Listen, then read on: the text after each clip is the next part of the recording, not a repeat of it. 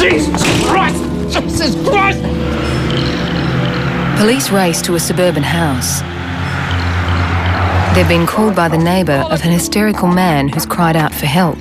Call the cops! His wife is dead. Oh, Jesus! He was either a very keen dog walker or it was certainly suiting his version of events. I was at the point where I was not that far off putting him on the ground, handcuffing him and placing him in the rear of the cage truck. I noticed the glass had popped off the face. This would have taken a lot of force to do. There was a major inconsistency even at that point in what we were being told. We realised we were dealing with deliberate lies. I used a number of beer bottles in pig's blood to replicate that same stain. There's some funny business going on, if you know what I mean. I never killed my wife. I loved her and I left home that morning and my wife was alive.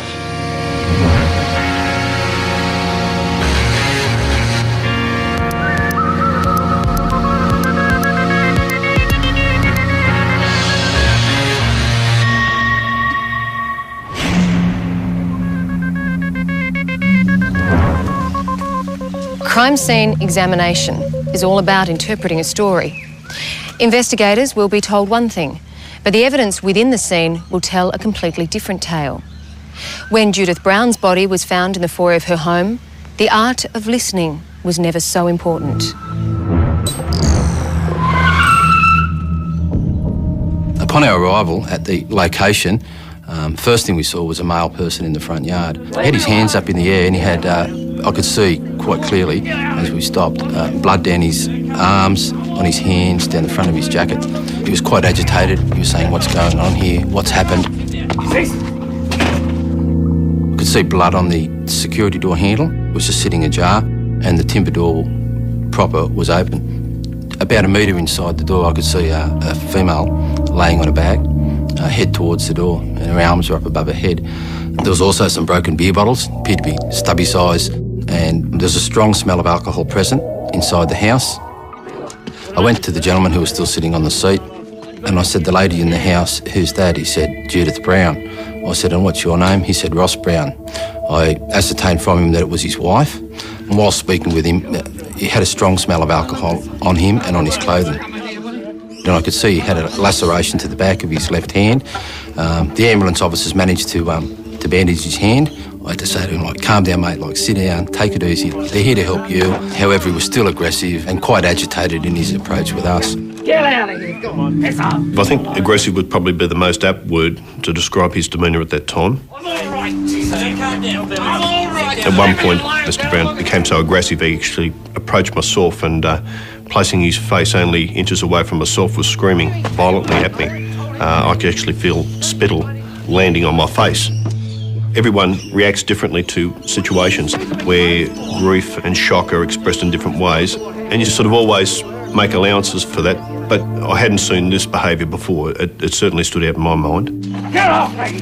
Leave me He alone. was very insistent upon going back into the house and seeing his wife again.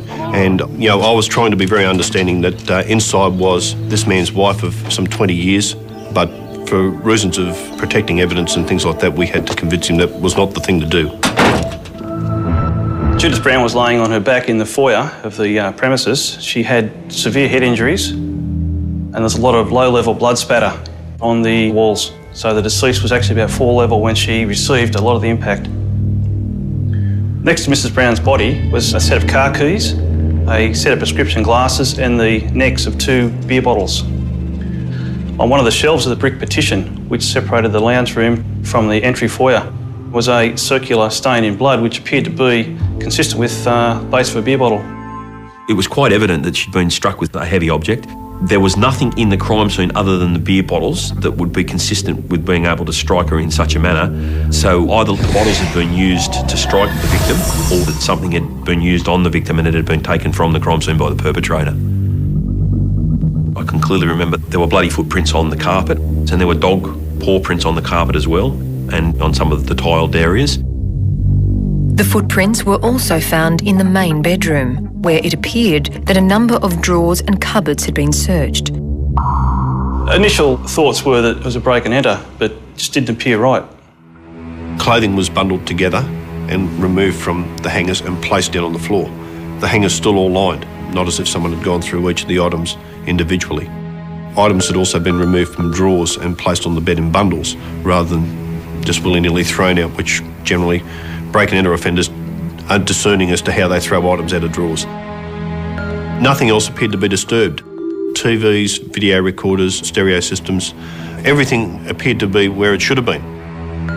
The crime scene had been staged to give the impression that someone had been in the house and that had been basically burgling the house at some point. And there was a large amount of passion and hostility that had been present in the scene, and an inordinately large amount of violence used against the victim that indicated much more than a robbery gone wrong. We also found a piece of ceramic just inside the bedroom door that was stuck down to the carpet with blood.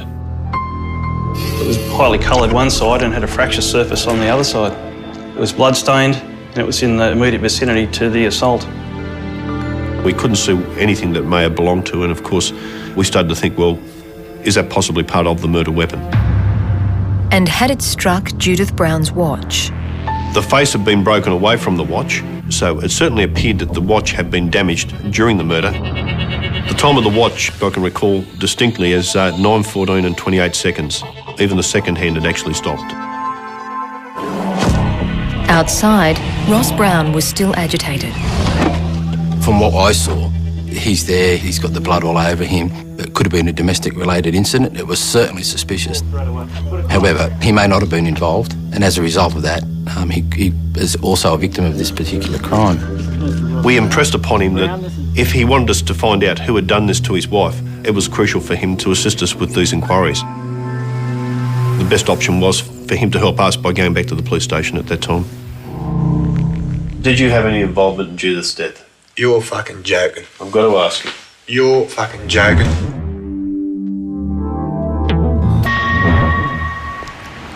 At 9:14 p.m, exactly 12 hours after Judith Brown's watch had stopped, her husband was brought into the police station. The aim of the interview was to commit him to a version of events. At this point in time, Ross Brown was both a suspect and a witness in this investigation. You're not obliged to say or do anything unless you wish to do so, but whatever you say or do will be electronically recorded and may later be used in evidence. Do you understand that? I got nothing to hide. Okay. I arrived at 4:20 p.m. this afternoon. And do you agree that at that time you were fairly upset? I do.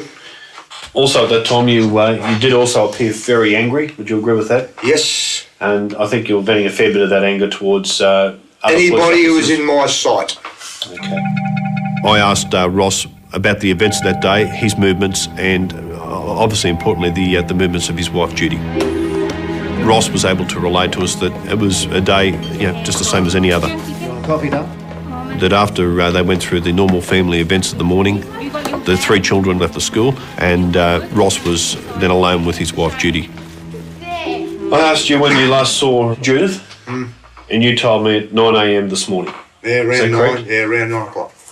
It was at that time that you then decided to take the dog out for a walk.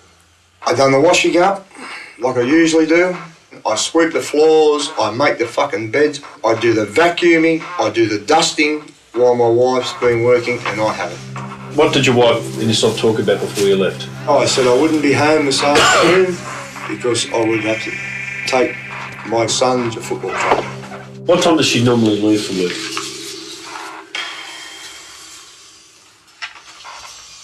Quarter past. 3 past.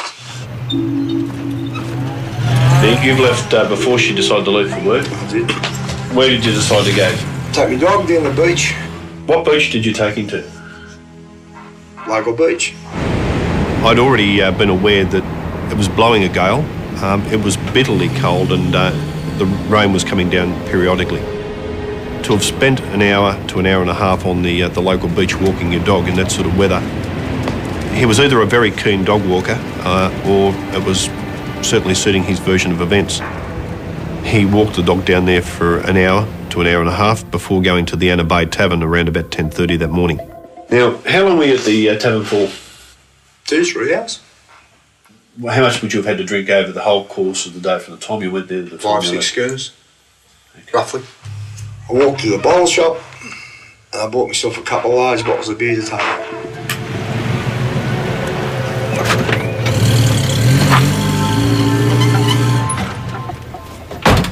Drove up my driveway. I unhitched the dog, which I usually do. Picked him up, put him on the ground, picked up my bears, I walked over, and I proceeded to go to the front door with my bears on the ground. There you go. Opened up the door, dog went in, and I seen a fucking horrifying thing on the floor. Jesus Christ! I grabbed my fucking wife and I fucking screamed. I think I dropped the beer and I ran out the fucking door. I'm not sure if I'd done anything in the house or not because I was fucking shattered. You said you bent down and grabbed your wife? Yes. How did you do that when you say... Holus bolus. Where did you put your arms? Mate, I grabbed her and fucking just said, Judy, Judy, Judy, Judy. He remembers trying to pick his wife up, cradling her body, and it's possibly at that point that his left hand was cut. It could have been then, I don't know. And then I just went fucking screaming out the front door. And I went straight to Belinda's and I was screaming at Belinda to ring the police. Call the cops! Call the cops! Police had also spoken to another neighbour that afternoon who had also witnessed Ross's behaviour. Another female neighbour was dragged in by Mr Brown in a headlock, and on seeing the sign she retreated out of the house and vomited in the front yard. You bastard! How are you feeling now? Pissed off. What are you pissed off about? The whole works and jerks. I got a wife I don't know what's happened to her. I've been informed that she's not fucking alive. How would you feel? Would you be annoyed? Well, that's what I want to know. I want to know how you're feeling. I'm fucking very, very cranky. We still didn't know whether he was the offender or whether he was just the grieving husband in shock and angry and trying to vent that somehow. It was a very difficult balance as to how you talk to somebody in that sort of situation, but we impressed upon him that the importance was we had to get a picture of what has happened. What was the situation like between Judy and yourself? Did you argue very often? No. You never had an argument last night or this morning at all? When you had arguments with Judy, what were the arguments usually about? What sort of things? Oh, I've been with the lady 20 years. Probably just general, out and out fucking rubbish. Was money, that's probably the main cause of most arguments. Was that usually a cause of arguments in your family? If I said we never had an argument about money, I'd be a bloody liar. Did you argue about your drinking or things like that often? No. Did Judy feel you had a problem with drinking? Have you ever, at any stage in the past, ever hit Judy in an argument? No. Has she ever attempted to take any action against you, legal-wise, for any of those? No. No. Nothing like that? No. The last question I'm going to ask is probably the hardest one of the lot. Did you have any involvement in Judith's death? You're fucking joking. I've got to ask you. You're fucking joking. No. Did you hit her at all today? Did you strike her? Nothing like that? No.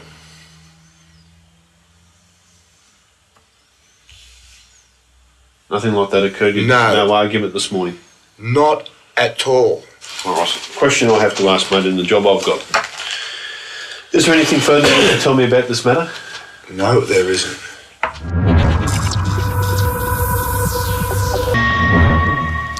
Now that Ross Brown had given police his version of events, the detectives returned to the family house where his 39-year-old wife had been found lying in a pool of blood.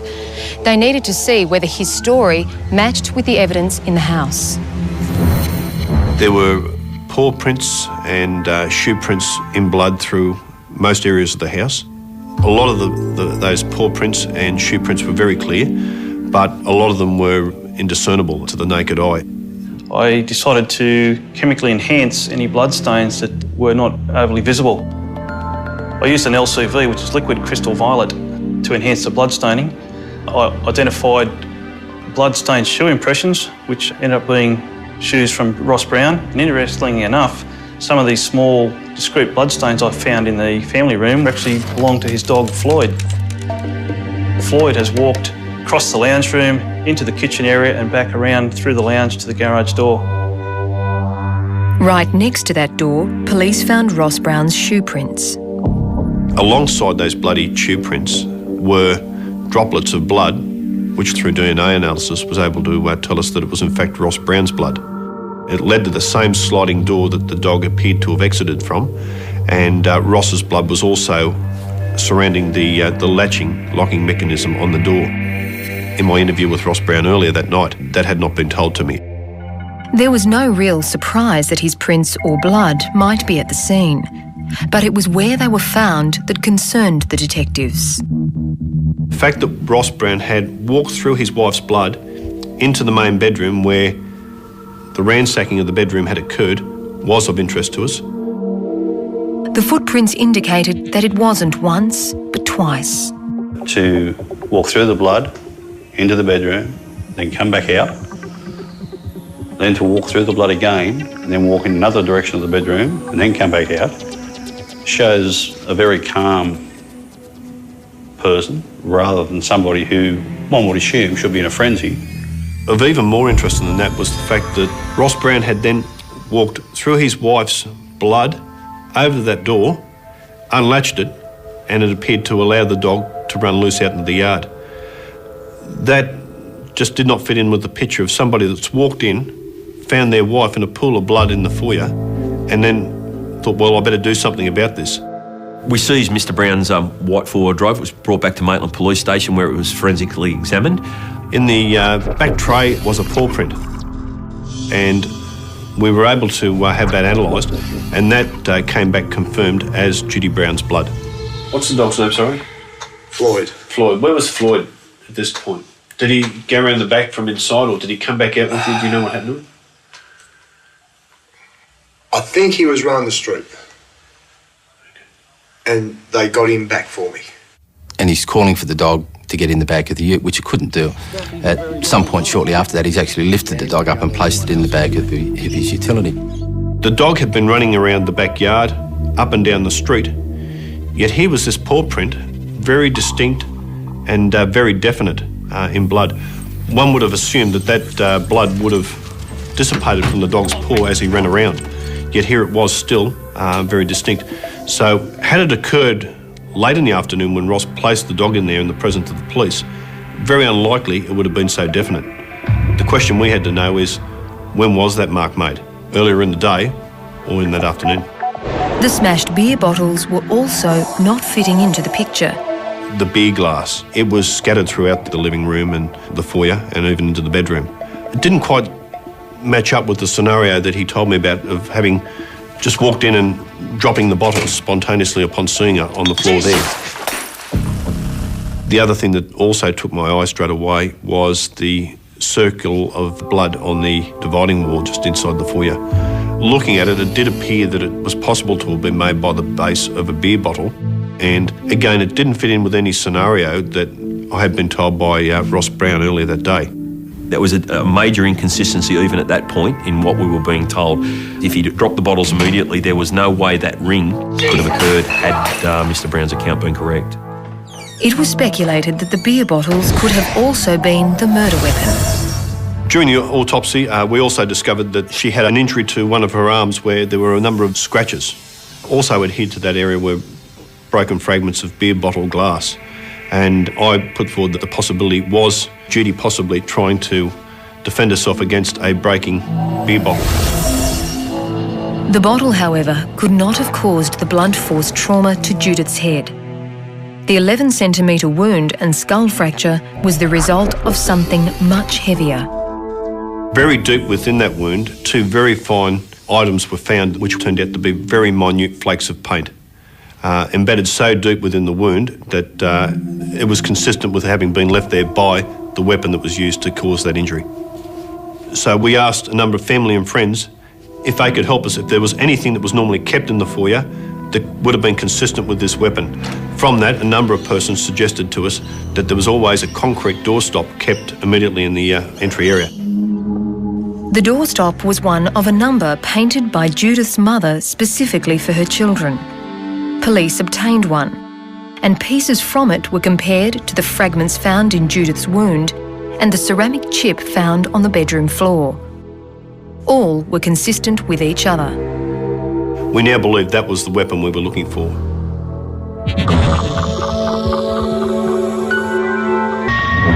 I've just pushed it open. Okay, so you swung it open. Pushed it open. What did Floyd do? He's in. He's already in before you? He's in. What did you do? Did you see Judy straight away at this point? As soon as that door came open, my fucking wife was lying there.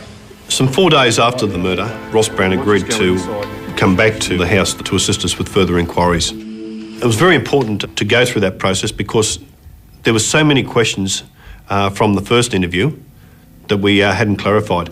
And so much of what he told us on that first interview were inconsistent with what we had found at the scene.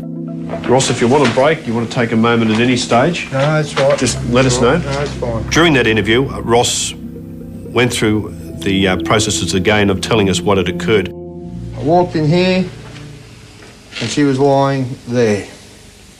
I'm sure the beer's gone and I fucking jumped onto the ground. Okay, hang on, you said the beer's gone. What happens? I've dropped it. Beer's gone. Dog's in here. Did you see where the dog went? Did the dog go that way? Because, as you're describing, you got Judy laying here. Did he avoid her and go out of the road, or did he come around here? Dog's here with us. Dog was in this area, I'm sure of it. He could have fucking took off out there. I don't really know what happened to the dog after that. All right. Right. So when you got back up, you said you don't know what you did. Do you remember going anywhere? I could have went in there. Right, then you put into your bedroom. I could have went in there ranting and raving. Did you go anywhere else? I think I've slipped arse over head here like I told you before. I could have stepped back. When I slipped arse over it, I could have gone back. So the only room you can remember going in is this, the bedroom here? Yeah. There was shit everywhere. I'm sure there was shit everywhere. Okay, so you think you ran into there? Yep. You ran back out here. Did you do anything with Judy again when you come back out? No, I don't think so. All right, just before you've left the house, whereabouts was Floyd? Did you see Floyd? I got no idea. All right. People, particularly that have suffered from a significant trauma like Mr. Brown obviously had if he was a victim, their memory tends to be a little bit hazy. Sometimes it actually improves after a few days. And certainly the idea of the second walk around was to put him in the scene so he had a much better recollection of what had occurred and give him a second opportunity to correct any errors he'd made in his initial interview. The detectives took him to all areas of the house to see whether it would jog a memory. No. Did you come in here and look out there or see anything in the backyard, or you didn't see out there? I come in that door and I hadn't been at that backyard until this afternoon. Okay. This door over here. Yep. Have you looked across? Can you tell me whether that was open, closed, half open, whatever? That would have been quick. All right, so before you finish up, before you left at 9 o'clock, you locked this up for security? That would have been locked well before then. Okay. That would have been locked before my kids went to school. So at that stage, you believe this was still locked from Still inside? locked from inside. Okay. We didn't mention to Ross that we suspected that the Swagman statue was the murder weapon. Now, coming in here, looking around, is there anything in the room out of place, unusual, not where it's supposed to be? We were interested to see his reaction to that and if he identified that to us. Initially, when we went through the house, he did not mention that to us. Just looking over here, is there anything missing in this tiled area, this foyer area, anything in a place that's normally kept there? Should be a door stop here. It was when I drew his attention specifically to the entry in the foyer area and asked, was there anything not there that should have been there? He then said, the door stop's missing. Can you remember where that was when you left that morning on Friday? Was that there? It was always here. Anything else missing? Was there any vases, jugs? There was never nothing kept on here. I've been told my wife never got to work, is that correct? That's correct. Her bag, believe so. I haven't seen her bag anywhere. in What's this a bag house. look like? It's about that big.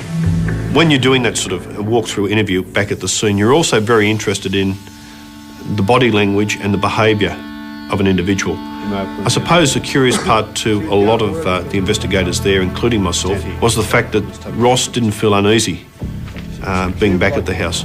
She was going to work, her bag could have possibly been there because when she's getting ready, she'll do a few things and that before she goes. 90% of the time I'm home when she leaves. I usually go out later, you know. And this was just one of them days. To myself as an investigator, I just thought this was very removed from a grieving husband. Ross Brown then took the detectives to the beach where he walked his dog. Yeah, if I walk in, he'll follow me out and try and come out as far as I can. I ride a longboard. Yep. Right in there. Here? Yep. Where he had drunk that day A few grogs and that in there. It's pissing down raining. and bought his takeaway beers. Come out. I got 2 large bottles. Got in my car and drove out and drove out here. Oh, where'd you get the large bottles from? That bottle This shop. bottle shop here attached to the pub. All right. It was important Ross Brown point out where he drank and bought the 2 bottles of beer. The detectives, however, had been doing their homework, and like the crime scene, what he was saying didn't quite fit the facts. Ross told us that he went to the tavern about 10:30 that day. He normally stayed, according to the witnesses, for about an hour to 2 hours at the most. This day he stayed for approximately 4 hours. And instead of drinking 3 or 4 schooners, this day we counted on the videotape surveillance that he in fact consumed a total of 12 schooners of Tui's New. The amount that he drank that afternoon was of interest to us because he told us, as did a number of other people, that afternoon he had to take his son for football training more than an hour away. A man that knows he has to do that, to have sat there and drank that much alcohol, I don't think was intending to drive much further than just going home at the absolute outside. However, the tape did show, and was confirmed by those that were there, that Ross Brown's hand was not cut at that stage. It had to have happened at the time he returned home, supposedly with his 2 beer bottles. Investigators were able to obtain the cash register receipts for the bottle shop in that day. The cash register receipts did not show the purchase of 2 bottles of Tui's New long necks in isolation at any time. And most importantly of all, the video surveillance of the tavern bottle shop did not show Ross Brown entering the bottle shop at any time that day. And just in case Ross Brown may have gone to another shop up the street, checks were also made there. Again, cash register receipts and video surveillance didn't support his version of events. By that stage, we realised we weren't dealing with inconsistencies. We realised we were dealing with deliberate lies. The question was, if Ross Brown had killed his wife, what was the motive? Put it in my watch. Yeah.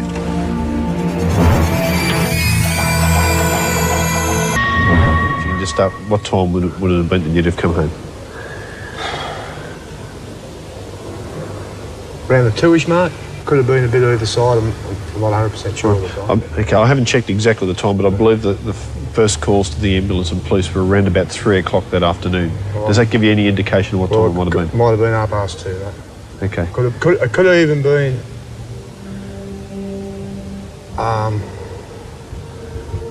20 to 3. There were so many inconsistencies in his version of events, so many things were able to disprove that he had said.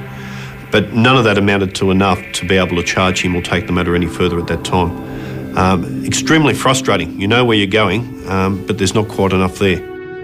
So police continued to pull apart Ross Brown's story.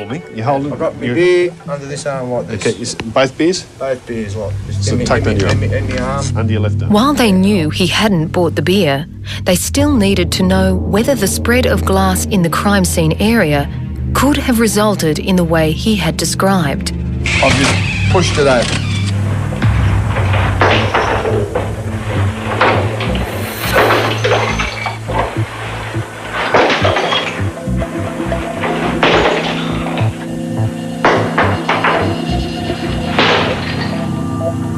That experiment told us that although some minute pieces of glass could travel some distance, it wasn't consistent with the amount of glass fragments that had bounced away from that scene. Well, it indicated to us that the bottle hadn't been dropped but had rather been thrown into the ground, which again was an inconsistency in Mr Brown's story. Investigators then turned their attention to the ring mark on the shelf that was in Judith Brown's blood. And to try and establish its cause, I used a number of beer bottles in pig's blood, and I was able to replicate that same stain. And the diameter of that ring was consistent with the base of one of the Tui's new bottles. It was obvious to us that that bottle had been placed in Judy Brown's blood at some point. It had then been placed up on the petition board at a later time, still soaked in her blood, before that bottle was later broken near her body. Next on the agenda was the watch. From their inquiries, police knew Judith was meticulous, so they felt her watch would tell the right time. But had it stopped at the time of her murder? When I first examined the watch, I noticed the glass had popped off the face. In my experience, this would have taken a lot of force to do. The hands were bent towards the dial. I noticed the time was 9:14 and 28 seconds. I turned the watch over, I removed the back, then I removed the battery. There was blood inside the watch on the train wheel bridge, the circuit, and the battery contacts. I concluded the battery and watch mechanism shorted almost immediately when the blood was introduced to the watch. So the time of 9:14 was fairly accurate. She was just about to walk out the door to start work when that happened.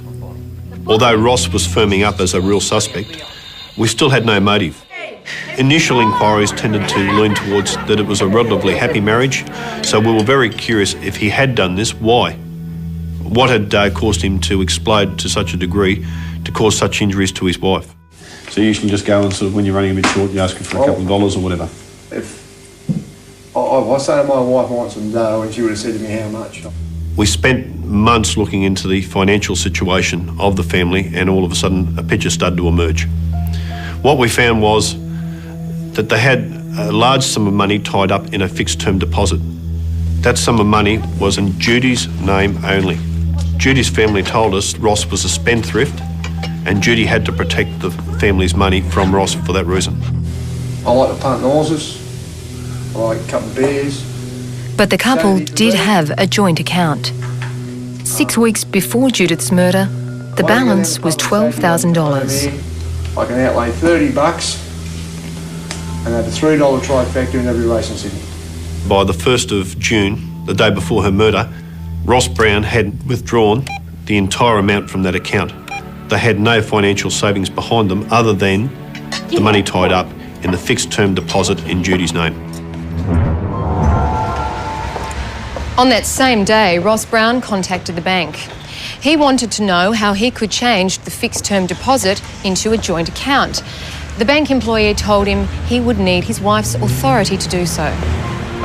When the inquiry was made as to why he wanted to do that, Ross made the comment, "There's some funny business going on, if you know what I mean." Again, these were things that had not been disclosed to us by Ross in his interviews.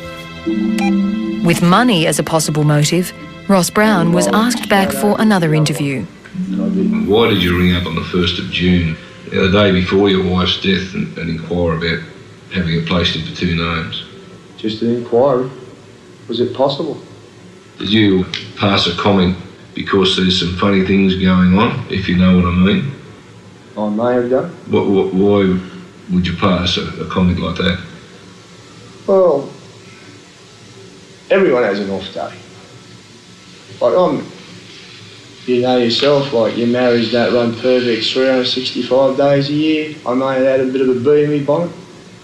Well, what were the funny things that were going on? Oh.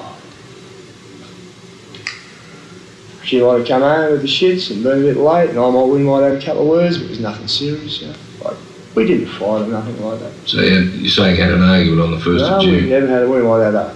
Our arguments went about 10 seconds. Who normally started the argument? Well, if I come home from the pub, she'd say, "Oh, you're down there again, blah, blah, blah, blah." Did you have another discussion like that on the Friday morning? No. Before we went out? I kissed my wife Friday morning before I left. I'm pretty sure I did. And I love my wife. Yeah. And I get the feeling here that you guys are trying to tell me that I murdered my wife.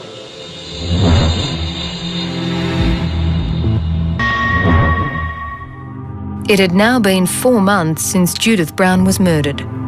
During that time, her husband never contacted the police. We're not talking about the theft of your car or breaking your house.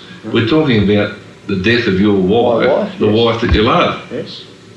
Don't you think that's a strange thing that you haven't inquired about the investigation or how it's going? No, I don't. Right. In that same time, police had gathered a body of circumstantial evidence. It was now being presented to him. That day when we found her, she was wearing a watch. What I'll do is I'll just show you a photograph of the watch. It actually says 9:14 and 28 seconds. We believe the watch was broken when Judy was murdered. Okay. Possibly from her placing her arms up to try and defend herself. And at some stage she was struck during that altercation. What I'm trying to figure out is the time that you left, whether it be 9 o'clock or 10 past 9, obviously is very close to that time. Yes, I can understand that, Bert. And that obviously doesn't allow very much time for somebody else to come into the house and assault Judy. Okay. Would you agree with that? Yes, I would. Do you have anything to say in relation to that? No, I don't. What we've also discovered is we believe Floyd has walked through the blood, through the house down here, towards this door over here. The slider. Sliding door. He said you latched it back up when you come through. Do you recall that? Good morning, yeah. Okay. In addition to those footprints, we've also found footprints that match your shoes that you're wearing that have been marked out by Judith's blood. That after you've been here, you've then walked over this way to this door, and we've got blood that's been identified as your blood on that door and also on that door latch, where it appears that you've disengaged the latch there and possibly opened that door, because we cannot see Floyd's footprints any further after the goes to that doorway. It appears that you've walked over and unlatched that door and allowed the dog to leave. Well, I may have. Can you see those small cuts and lacerations? Yes. I'll be honest, it looks like bits of glass to me. There is glass there as well. Okay, right. So those, what sort of glass does that look like? Beer bottles. What would you say to a suggestion that that may have been a beer bottle broken against Judith's forearm? A beer bottle broken against Judith's forearm. Yeah, well, it's a possibility, yeah. You said you had 2 bottles that day, Ross. Yes, I'm sure I had 2 bottles. We didn't find any more glass from any beer bottles more than the 2. Okay. And that's when we disclosed to him that he'd never purchased the beer bottles at the End of Bay Tavern. Did you get them out of your fridge at home? Because it's quite obvious, and we can produce the evidence, that you didn't buy them at either bottle shops or at the tavern. So you on told me that that day. now? Well, I'm completely lost for words, because I'm sure I got them at the pub.